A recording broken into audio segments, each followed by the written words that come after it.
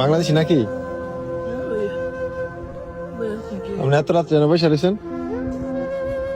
এই তো ভাইয়া, থাকার জায়গা নাই, থাকার জায়গা নাই। আজকে অনেকদিন হয়েছে বাইরে বাইরে ঘুরতেছি।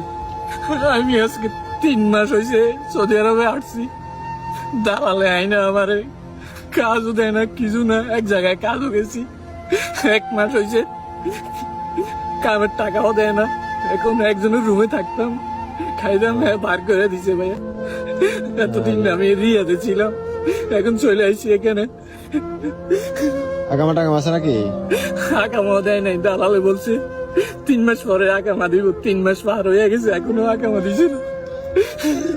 তো খাওয়া দাওয়া করছেন রাত্রে?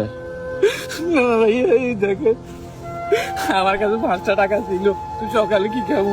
এই দেখেন কবুজ ভাইয়া, একটা কবুজ খাইছি আর এই কটা কবুজ রাখি রাখছি, সব তো হয়ে গেছে ভাইয়া ঘরের মধ্যে। তো আপনার কাইন্দেন না, কাইন্দেন।